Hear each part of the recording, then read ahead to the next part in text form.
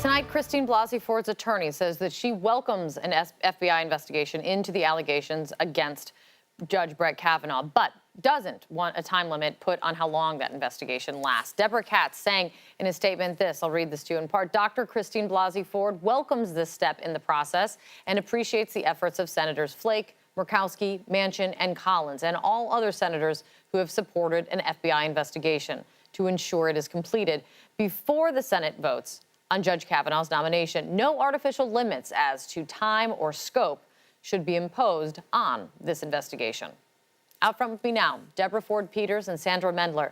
They are Christine Blasey Ford's sisters-in-law. Their brother, Russell Ford, is Christine's husband. Thank you both for being here. Thanks for having us. Yeah, thank you. Deborah, let me start with the news that we're talking about this evening. Your sister-in-law has said that she is absolutely willing to cooperate with an FBI investigation. The president just ordered one. Do you think this is a good faith effort at getting to the truth?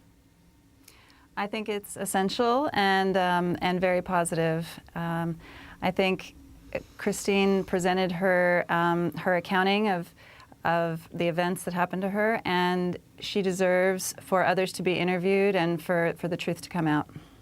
Sandra, your sister-in-law described what she says she experienced in vivid detail. And one of the most emotional moments during her testimony was when she was asked and described what she remembers most from the night of the alleged attack. Listen to this.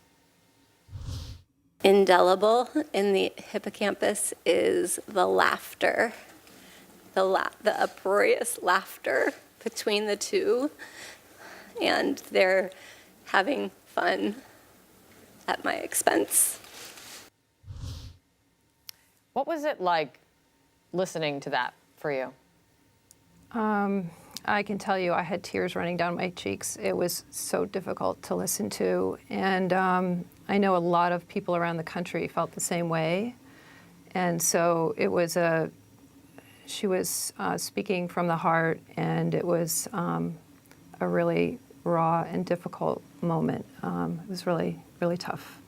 Deborah, I mean, I want to know what you felt in that moment, what you feel even hearing it again. I mean, this is your sister-in-law, and she said this before the Senate panel, before the country, before the world. I mean, you now see the images of how many people were listening in. What were you feeling at that moment? I was extremely moved. I love Chrissy. I've heard her talk about many different kinds of feelings very genuinely. I can feel her pain, really. And I just was impressed by her bravery. And I just felt like I was right there with her in the pain, as I think a lot of people probably felt. Did you both listen then afterward to Judge Kavanaugh's testimony? Yes. Yes. All the way through? Mm-hmm. Yes. I listened to most of it, not all of it, all the way through. Yes. Is it because you couldn't, or you just? I actually had a commitment, and I couldn't listen to the rest of it. It was difficult to listen to. I think if it's okay to just continue a little bit, I think when I listened to Judge Kavanaugh speak, to me, it was so different than listening to Christine speak. And it was hard in the evening to hear the discussion about the two of them speaking, because I felt like the two experiences of listening to them were so different. Mm-hmm. One was offering to share everything she could recall, and the other was evasive and a very different tone. So I felt like they were very different testimonies. It was interesting to hear commentary that they were both so similar in their emotional impact.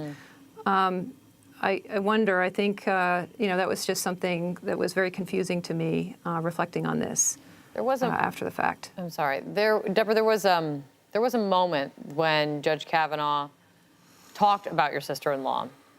He became emotional when he did. I want to play that for you. Listen to this. And little Liza, all of 10 years old,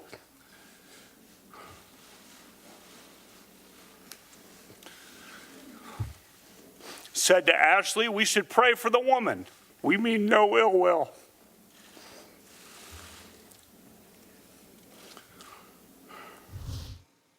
What do you say to that? I had a hard time understanding his emotions. So I think it sounds nice that he has no ill will, but it seemed kind of out of place. And I didn't feel like he was really relating to her as a person most of the time. There wasn't much narrative about how they knew each other or how this might have gotten interpreted by him versus her. So I felt like he was extremely defensive, even to the point of being belligerent earlier, and then he would come out with this emotion. It just didn't seem very cohesive in the narrative. Deborah, how about you? I mean, Sandra, how about you? Yeah, I thought it was a really confusing set of ideas that were being put forward, and it is hard to explain to a 10-year-old what's happening, and I'm sure that it's really difficult to be confronted with experiences from earlier in his life, and there may be, really a lot of feelings about confronting that experience earlier in his life, mm-hmm. And I think the important thing is that this testimony and this hearing was about his character. And that to me seemed like an attempt to show a side of his character. And it wasn't very persuasive to me. I think that what would have been more persuasive to me would have been to hear him being open to exploring and open to having point of views and open to having a greater conversation with more people involved. That would have been way more persuasive. Deborah, given all that your family has been through, your sister-in-law, your brother, your children have been through, if Judge Kavanaugh is confirmed to the Supreme Court, will it have been worth it? It's interesting. I had my sons with me yesterday, home from school, 12 years old and 15 years old, and they were watching the whole thing, and they were so impressed by their aunt, and so learning about this process and what it's like to be brave, what it's like to speak publicly, what it's like to have emotions and try to manage that. Their hearts were just bursting for her. And so I feel like there's tremendous learning in all of this for all of us. And I felt grateful that we could do that together. And I think absolutely that speaking your truth and not being silenced and not being intimidated, not hiding your truth has been an amazing lesson for my kids and for myself as well. Deborah, Sandra, thank you so much for sharing with us tonight. I appreciate your time. Thank you. Thanks. Thank you.